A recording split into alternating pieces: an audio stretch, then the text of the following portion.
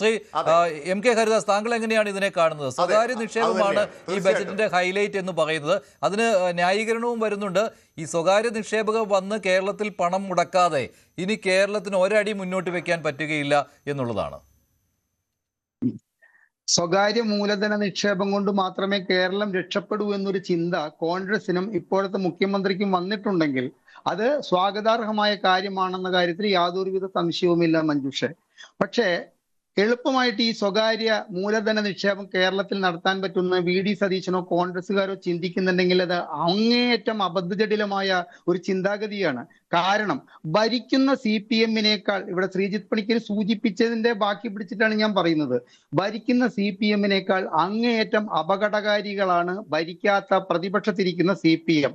ഇപ്പൊ ഈ പറഞ്ഞതുമാതിരി തന്നെ സ്വകാര്യ മൂലധന നിക്ഷേപം ഈ നടത്തിക്കൊണ്ട് നമുക്ക് മുൻപോട്ട് പോകാൻ വേണ്ടിയിട്ട് VD സതീശൻ മനസ്സിലാലോചിക്കുന്ന കാര്യം എന്താണ് എന്ന് കൃത്യമായി ബോധ്യപ്പെട്ടാൽ തന്നെ അതിന് എന്തൊക്കെ തുരങ്കം വെക്കാൻ പറ്റുമെങ്കിൽ അതിന് തുരങ്കം വെക്കാൻ ഇവിടുത്തെ പ്രതിപക്ഷം തയ്യാറാകും. കാരണം 10 വർഷത്തെ ഭരണം കൊണ്ട് കേരളത്തെ കട്ടുമുടിച്ച് നമ്മൾ പറയില്ലേ കുത്തഴിഞ്ഞൊരു ഭരണം കാഴ്ചവെച്ചതിൽ നിന്ന് മൂന്നാം തുടർ ഭരണം കിട്ടാത്തതിന്റെ ഈർഷ്യ അവർ തീർക്കുക.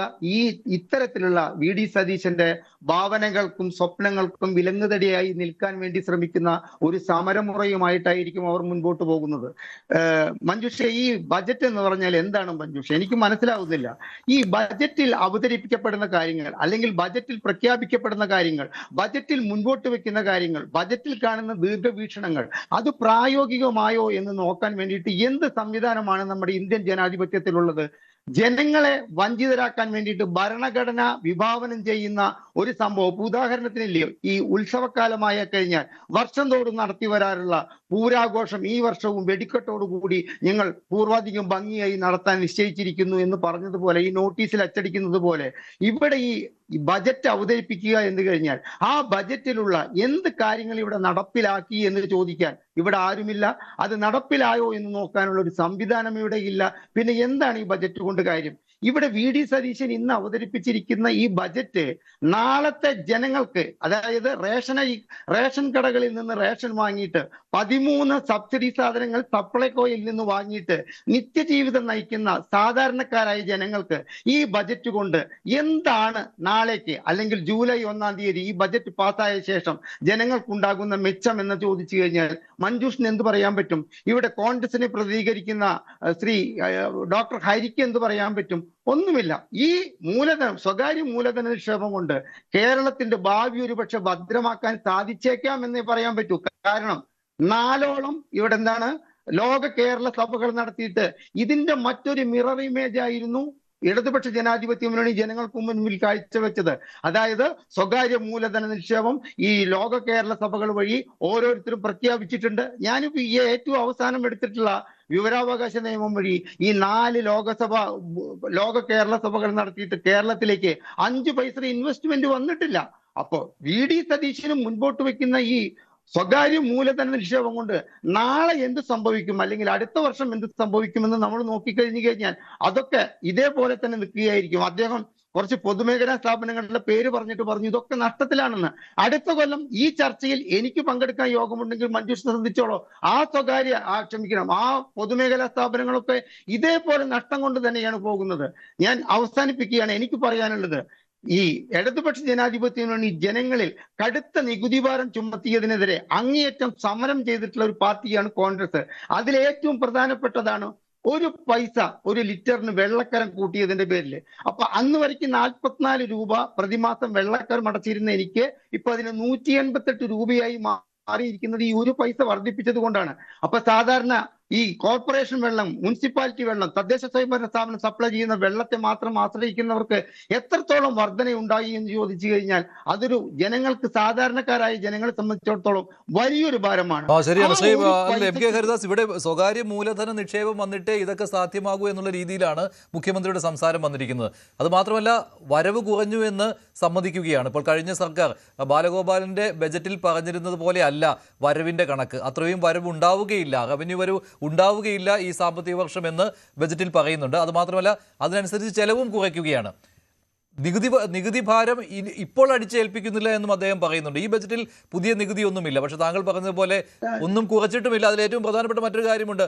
ഈ കഴിഞ്ഞ ദിവസങ്ങളിലായിട്ട്, കഴിഞ്ഞ 1.5 മാസമായിട്ട് സർക്കാരിന് കിട്ടുന്ന ഒരു അധിക വരുമാനമുണ്ട്. കേന്ദ്രത്തിൽ പെട്രോൾ ഡീസൽ വില കൂട്ടിയത് കൊണ്ട് ഇവിടെ കിട്ടുന്ന അധിക വിൽപ്പന നികുതി ഒരു പൈസ പോലും അതിൽ കുറച്ചിട്ടില്ല. കാരണം പെട്രോൾ ഡീസൽ വില എത്ര കണ്ട് കൂടുന്നുവോ അത് സംസ്ഥാന സർക്കാരിന് ലാഭമാണ്. പിന്നെ സെസ്സും രണ്ടുപേരുടെ സെസ് ഉണ്ടല്ലോ, അതിൽ ഒരു മാറ്റവും ഇല്ല കേട്ടോ. അതെ നികുതി വർദ്ധിപ്പിക്കാത്തത് കൊണ്ട് ഇന്നിപ്പോ കോൺഗ്രസ് നേതാക്കളൊക്കെ ചാനലുകൾക്ക് മുമ്പിൽ പറയുന്നത് എന്താ, ഒരു പൈസയുടെ നികുതി വർധന ഈ സംസ്ഥാന സർക്കാരിന്റെ ആദ്യ ബജറ്റിൽ ഉണ്ടായോ? നികുതി വർദ്ധിപ്പിക്കാത്തത് കൊണ്ട് മാത്രം ഒരു സർക്കാരിനെ നല്ലതായി കാണാൻ, അല്ലെങ്കിൽ ആ സർക്കാർ അവതരിപ്പിച്ച ബജറ്റ് നല്ലതാണെന്ന് പറയാൻ പറ്റുമോ? ജനങ്ങൾക്കുള്ള നികുതി ഭാരത്തിൽ എന്ത് കുറവ് വരുത്താൻ ഈ സർക്കാരിനായി? ഞാൻ പ്രധാനമായിട്ട് പറയാൻ നിന്ന പോയിന്റ് തന്നെയാണ് മഞ്ജുഷ് പറഞ്ഞത്. ആ 2 രൂപ സെസ് നികുതി ചുമത്തിയത് എത്ര സമരം ചെയ്തിട്ടുണ്ട് ഈ കോൺഗ്രസ് പാർട്ടി ഇവിടെ കേരളത്തില്? എത്രത്തോളം ഭീകരാന്തരീക്ഷം സെക്രട്ടേറിയറ്റിന് മുന്നിൽ യൂത്ത് കോൺഗ്രസ്സുകാർ സൃഷ്ടിച്ചിട്ടുണ്ട് ഈ 2 രൂപ. ആ 2 രൂപ എന്തിനാണെന്നാണ് ഇടതുപക്ഷം പറഞ്ഞത്? ഇവിടുത്തെ സാമൂഹ്യ സുരക്ഷ പെൻഷൻ നടപ്പിലാക്കാൻ. അങ്ങേയറ്റം വിവരക്കേടായിട്ടുള്ള ഒരു സംഭവമായിരുന്നു. കാരണം ഈ 2 രൂപ ചുമത്തിയത് കൊണ്ട് കേവലം പകുതി പേർക്ക് പോലും ഈ പെൻഷൻ നൽകാൻ സാധിക്കില്ലെന്ന് വിവരമുള്ള എല്ലാവർക്കും അറിയാം. പക്ഷെ ഇവർക്കത് മനസ്സിലാക്കാൻ സാധിച്ചില്ല. ആ ചുമത്തിയ സെസ് ഇദ്ദേഹം മുഖ്യമന്ത്രിയായി അധികാരമേറ്റ ഉടനെ പറഞ്ഞു, ഞാൻ പഠിച്ചിട്ടെ നോക്കട്ടെ. മഞ്ജുഷ് പറഞ്ഞതുമാതിരി തന്നെ അതൊരു വരുമാനമായിട്ട് സംസ്ഥാന സർക്കാരിന്റെ ഖജനാവിലേക്ക് എത്തിക്കൊണ്ടിരിക്കുന്ന സാഹചര്യത്തിലെ ആ 2 രൂപ കുറയ്ക്കാൻ തയ്യാറായിട്ടില്ല, വെള്ളത്തിന്റെ നികുതി കുറയ്ക്കാൻ തയ്യാറായിട്ടില്ല, കെട്ടിട നികുതി വർദ്ധിപ്പിച്ചത് കുറയ്ക്കാൻ തയ്യാറായിട്ടില്ല, സബ്സിഡി സാധനങ്ങൾക്ക് 13 സബ്സിഡി സാധനങ്ങൾക്ക് കൂട്ടിയ വില കുറച്ചിട്ട് മുൻപുണ്ടായിരുന്ന വിലയിലേക്ക് ആ പ്രാതിനിധ്യം കൊണ്ടുവരാൻ പോലും ഈ സർക്കാരിനായിട്ടില്ല. ആരോഗ്യ മേഖല, ഇവിടുത്തെ സംസ്ഥാന സർക്കാരിന്റെ ഒട്ടുമിക്ക മെഡിക്കൽ കോളേജുകളുടെ വിവരം ഡോക്ടർ ഹാരിസ് വിളിച്ചു പറഞ്ഞത് മഞ്ജുഷിന് അറിയില്ലേ? ഇവിടുത്തെ മെഡിക്കൽ കോളേജുകളുടെ കാര്യം എന്താ? അവിടെ അത്യാവശ്യത്തിന് വേണ്ട ഒരു ഉപകരണങ്ങളുമില്ല, മരുന്നില്ല, ഓപ്പറേഷൻ സാമഗ്രികളില്ലാണ്ട് ബുദ്ധിമുട്ടുന്ന സമയത്ത് കേവലം രാഷ്ട്രീയ ലക്ഷ്യം വെച്ചുകൊണ്ടല്ലേ ഹരിപ്പാട് ഒരു മെഡിക്കൽ കോളേജും തിരുവനന്തപുരത്ത് ഒരു പുതിയ മെഡിക്കൽ കോളേജും വരുമെന്നാണോ ഈ മുഖ്യമന്ത്രി പറയേണ്ടത്? ഇവിടെയുള്ള മെഡിക്കൽ കോളേജുകളിൽ അടിസ്ഥാന സൗകര്യങ്ങൾ വർദ്ധിപ്പിക്കുകയും അവിടെ എന്തെല്ലാം കുറവുകളുണ്ടോ അതെല്ലാം ഈ ബഡ്ജറ്റിലൂടെ നികത്താൻ വേണ്ടിയിട്ട് ഞങ്ങൾ ഇത് 100 കോടി രൂപ മാറ്റിവെച്ചിരിക്കുന്നു. 768 കോടി രൂപ മെഡിക്കൽ സർവീസ് കോർപ്പറേഷൻ മെഡിക്കൽ കമ്പനികൾക്കും ഇത്തരത്തിലുള്ള ശസ്ത്രക്രിയ ഉപകരണങ്ങൾ സപ്ലൈ ചെയ്തവർക്കും കൊടുക്കാനുണ്ട്. എന്തെങ്കിലും ഈ ബഡ്ജറ്റിൽ പറഞ്ഞിട്ടുണ്ടോ? അപ്പോ ഇവിടെ ശ്രീ ഹരിയും ശ്രീജിത്ത് പണിക്കരും പറയുന്നതൊക്കെ വലിയ കാര്യങ്ങളാണ് മഞ്ജുഷേ. എനിക്ക് ആ വലിയ കാര്യങ്ങൾ പറയാൻ അറിയാഞ്ഞിട്ടല്ല, പക്ഷെ ഞാനത് ശ്രീജിത്ത് പണിക്കർ പറയുന്നത് പോലെ പറഞ്ഞ് അവതരിപ്പിക്കാൻ എനിക്ക് സാധിക്കില്ല. ഞാൻ ഇതാണ് ചോദിക്കുന്നത്, നാളെ അതായത് ഈ ബജറ്റ് അവതരിപ്പിച്ച ശേഷം നാളെ ഇവിടെ സാധാരണക്കാരായ ജനങ്ങൾക്ക് ഈ ബജറ്റ് കൊണ്ടുണ്ടായിട്ടുള്ള എന്തെങ്കിലും ഒരു ഉപകാരം. ജി.വി. ഹരി, ഇതെല്ലാം സ്വകാര്യ നിക്ഷേപം വന്ന് കേരളത്തെ വികസനത്തിന്റെ പാതയിലേക്ക് നയിച്ച് സാമ്പത്തിക സുസ്ഥിരത ഉണ്ടാക്കിയിട്ടേ പറ്റുകയുള്ളൂ എന്നുള്ളതാണ്.